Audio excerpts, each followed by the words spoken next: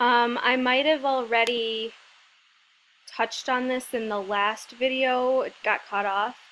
But so some theorists say that, we're not paying respect to the Haitian origins of the zombie with the new versions of the zombie, which kind of show a rugged individualism and idealism, where everyone gets along, it's post-racial, and every choice you make in this new zombie apocalypse is the most important choice you will make, and your life is the most important, as opposed to, this kind of expression of abuse and fear that was the Haitian zombie.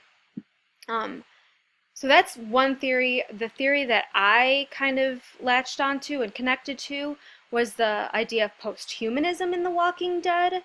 And posthumanism is an academic theory, like a cultural theory, and it is posthumanism kind of represents the human becoming machine over time and evolution to that, and not like machine literally in the way that we have prosthetic legs and we can choose to be a different gender if we'd like to, or we can have plastic surgery, but also I also think it's just the strengthening of the human body, and not just physically, but also mentally.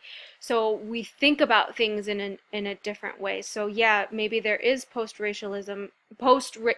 there is something post-racial, but it doesn't mean that we've stopped thinking about race. It's just presented in a different way. And post-dualism for sure, and what I'm specifically going to focus on is the idea of right and wrong, of morality, this dual morality.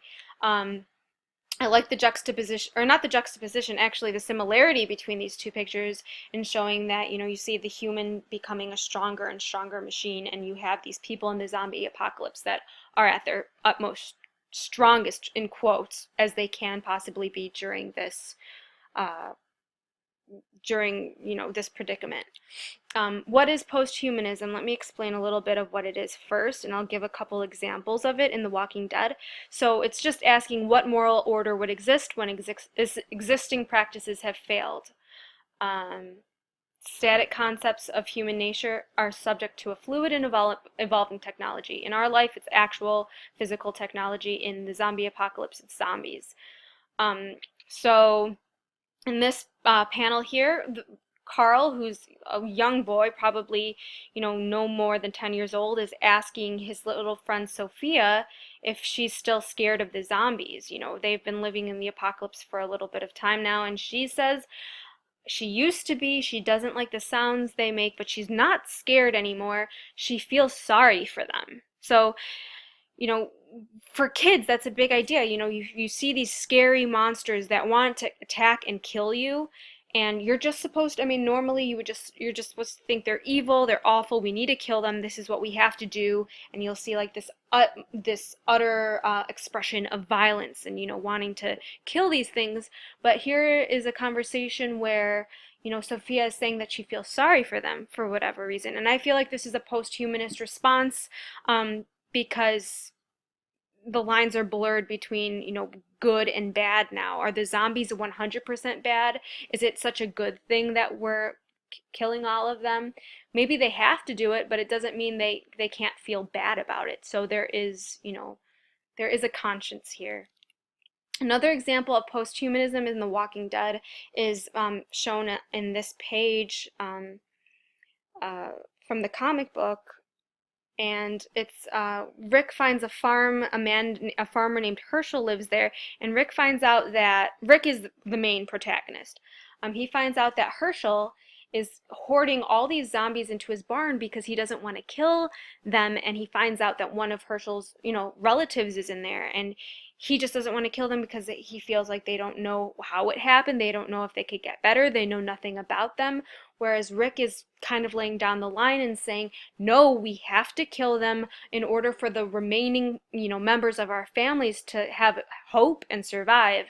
So here it's a little bit different from the last panel, but you're seeing this idea of Herschel hanging on to this traditional morality where he wants to save people still. He still thinks of the zombies as these things that can be, saved. And Rick is saying, no, we're beyond that now. We have to kill them in order for us to create a better future. So this violence is necessary to, survival. And I think that makes the lines a little blurred between, murder isn't just this evil thing. It's something that might be necessary for a better future. So that's post-humanism in Rick's decision there, whereas Herschel is still holding on to an older moral order. So, after those examples of post-humanism and everything else I've talked about, within the context of Night of the Living Dead, the historical context, I think all of the ideas on this triangle have been shown.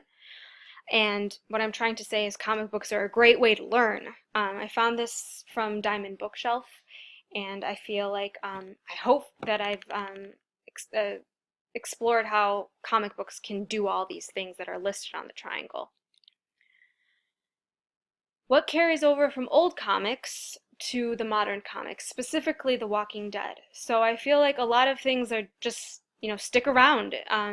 The first one is the idea that ethnic jokes diffuse racial tension. There was explicit racism in the older comics, but now we have something abstract. We have zombies, so we could project whatever we want onto them, and yes, even race. So I feel like that's something that does still diffuse tension because we're seeing it, we're thinking about it, we're even talking about it. The second one, the power of magical thinking, the ability to imagine a post-human world. I feel like imagining, a post-dualistic world is magical and is something that is progressive. The third, the expression of power transfers over from the idea of the superhero to more relatable, realistic heroes.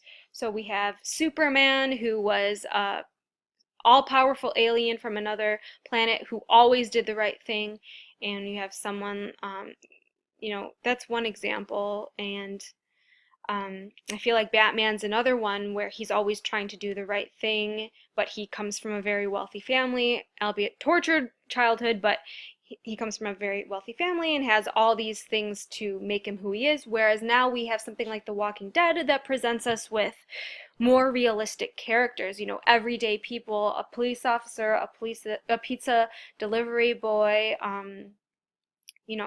farmer.